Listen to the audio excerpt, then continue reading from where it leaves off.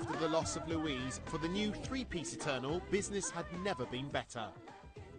Some of our most successful times were after Louise. Girls, that's all at 1996. Congratulations.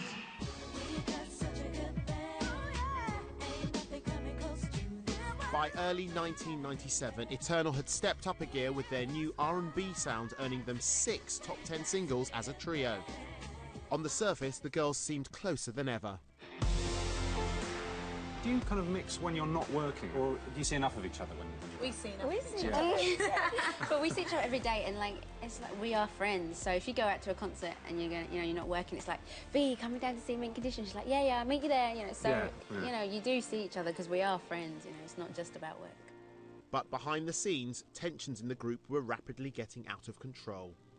It was pretty miserable. Communication had sort of broken down altogether. Sometimes not even a hello or good morning. It was quite a lot of drama that kind of made me quite sad and very depressed and low. I don't think that their behaviour was kind all the time, and that was challenging because I was on my own and I felt like they had each other.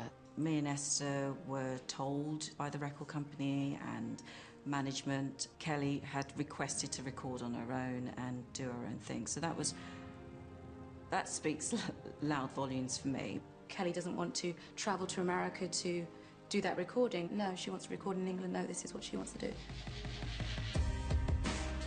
From album 2, where you're saying you're just staying for the money, to album 3, where you don't want to record with us, it's not a band. Myself and V, we were gutted. In our lives, there were lots of things going on, and we never communicated. And that growing and growing and growing, it festered into something very ugly. Against all the odds, girl power prevailed as the trio earned a coveted Mobo Award for their first #1 with an all-guns-blazing R&B anthem. Yes, it's their first #1 with BB Winans, Eternal R.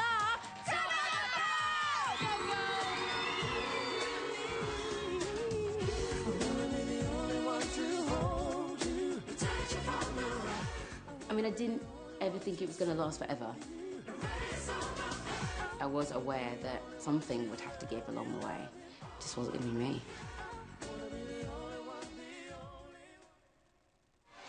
Hello! Hello! With 2 #1s under their belt, on a massive tour of Asia, A1 were experiencing massive popularity. As we go on and on the tour, a lot of fans are just following us and following us, which is what we really wanted, which is excellent.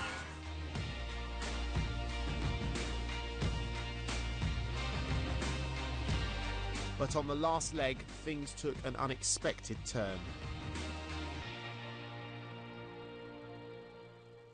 Indonesia was particularly chaotic. We turned up to a mall in Jakarta for a signing. I pretty got a sense early on that it was a bit out of control.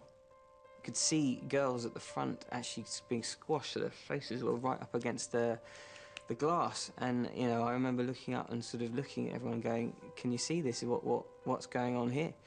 And so, they sort of went and pushed, some people, back. But I just think the sheer enormity of how many people were there, it was just uncontrollable. And we've signed, like, 1 autograph when people say, oh, you gotta go, you gotta rush. I'm like, what's going on? And we weren't told what happened. We just had to, they said something about too many people, we have to cancel. Unfortunately, 4 young girls got squashed to death at the signing.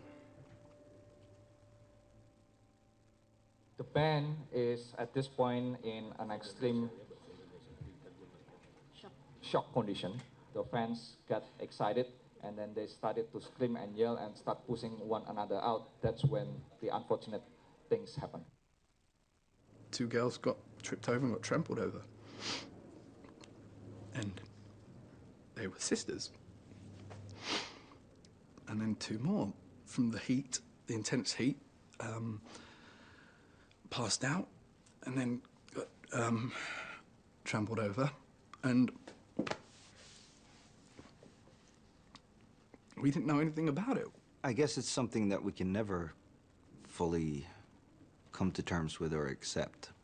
We know that we didn't cause it, But we also know that if we weren't there, if we hadn't been there, those people would still be alive, maybe, you know?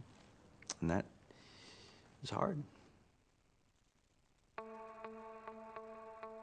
Devastated by the Jakarta tragedy, A1 withdrew from the public eye. Their overseas record label, who'd organised the signing, were in the firing line, and all communication lines were stopped. You know, none of us were sort of in the frame of mind to begin work again, because, you know, we obviously didn't get into a music career for that to happen. You know, no one does. So I think it was a time for us to sort of reevaluate what we were doing and why we were doing it. Luckily for the lads, they had their songwriting royalties to tide them over in the long months that followed. And when they did get back into the studio, they were determined to do things their way. We did, you know, a whole bunch of songwriting. We became more of a band rather than a boy band. We came back with a very different sound. I think we were at a point where we make or break here, so the next single really has to count and it has to be something good.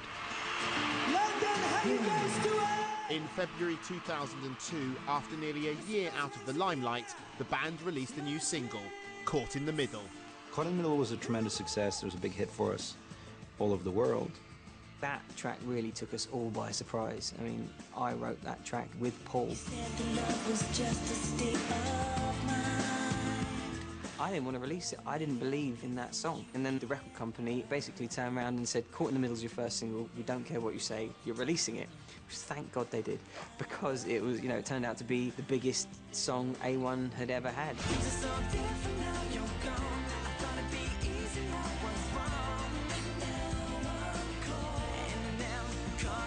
Their gamble had paid off, and the song even scaled the charts in countries that had previously snubbed them, like America.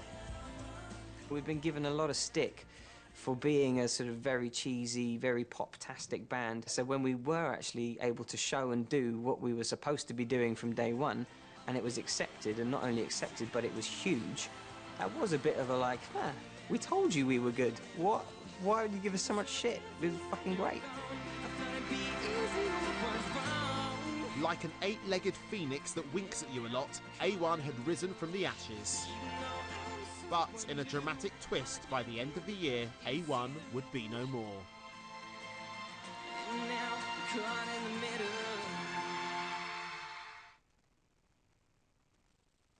And at number one, let's hope they'll be around forever, the everlasting Eternal! The Eternal Girls' success was at an all-time high, but so were tensions between the trio. With Kelly recording her vocals for the third album separately from the sisters, the band had reached breaking point. After releasing such a big hit, I Want to Be the Only One, that went #1, and we were told that Kelly wanted to leave the group, and we just felt at that stage, we're just going to help you transition. So then, yeah, it was a case of just asking her to leave at that point. I was fired by fax. How glamorous. I know when I read the headline, Kelly sacked, that threw me. It was sent to a lot of people, so it wasn't just me, it was sent to a lot of people in the industry, and so I was getting phone calls from people going, oh, I heard you got the sack. Thanks for that, great. If you knew the history, what was going on behind the scene and her wanting to leave, for me, it wasn't a sacking. I was hurt because I didn't understand. There was no closure. I didn't understand what I'd done wrong. So, what's the story? How much can you tell us? I don't really know. I guess, you know, when you see the girls, you'd have to ask them yourselves. I guess they weren't particularly happy. From the outside, it just seemed like Kelly's got issues and, you know, let's get on with it ourselves. The other two are sisters, aren't they? Yeah. So they're very close. Yeah, very close. So basically you had a professional relationship with them, but not really a close friendship. No, I don't think on a personal level we're particularly close. If only I'd had the balls to just march into one of their rooms and go, oi, what's your problem with me? I mean, we would have, like, gone on and sold God knows how many more records. I just didn't. I wasn't strong enough. I didn't have the courage. I was too scared. Now, 15 years, 10 million record sales, and a mantelpiece-busting quantity of shiny awards later, it's time to find out if the girls can bin off the animosity of the past. But if they can't learn from their former mistakes and talk to each other like actual human beings, their reunion could end with history repeating itself. Having proved their skills with the self-penned smash hit Caught in the Middle, the A1 boys were musically maturing and moving on from the teeny pop sound. A lot of people are used to us doing dance routines and you know, all the kind of usual type of miming thing. And we're just doing something a little bit different, a little bit more intimate this time.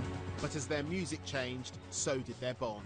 There was a weird dynamic now within the band because you had two musicians and then two sort of vocalists in the middle, but one not really doing much. I think he felt more comfortable in A1 as an all-dancing pop group, and probably not so comfortable with what we had become. Looking back now, I think maybe Paul just stopped caring that much and sort of withdrew a little bit more. You know, often the biggest rows come out of the most tiniest, ridiculous thing. I said to him, when you're doing backing vocals, can you pull back off the mic a little bit because it's really hard to hear what you're doing if you're singing the lead on something. To which point he threw down the microphone and walked off stage. And then I think for an entire month that we were on tour, he refused to speak to me. Already tense, relations were about to be tested once and for all. We'd been trying for ages to have a hit in France, and the way we did that was by doing a duet with a French artist. But unfortunately, she requested that she could start the song, which just happened to be Paul's verse of Caught in the Middle. You said the love was just a state of mind. So, unfortunately, Paul's vocals were lifted off.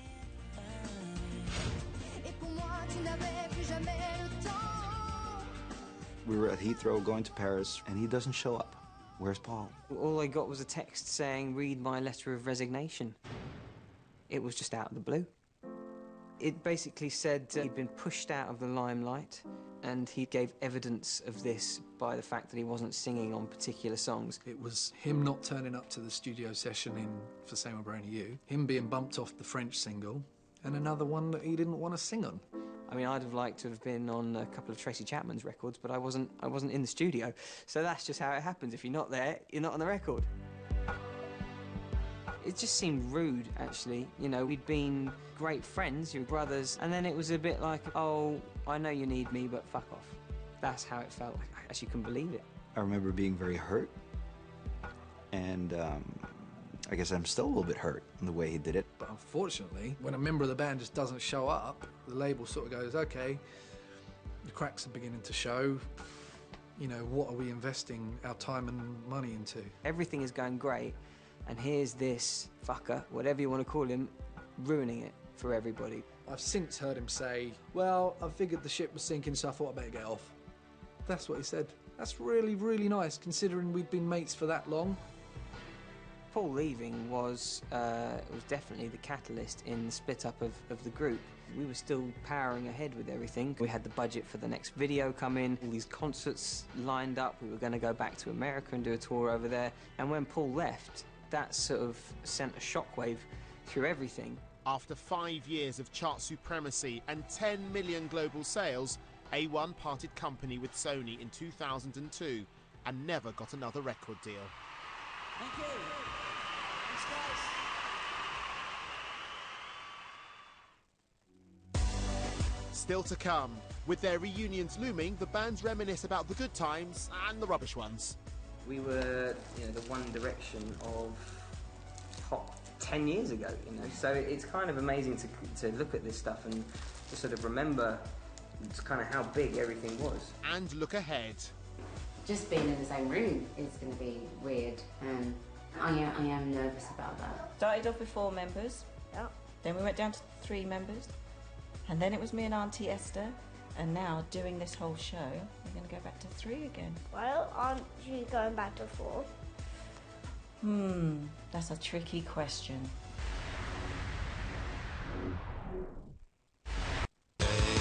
Blinkbox Music sponsors the big reunion.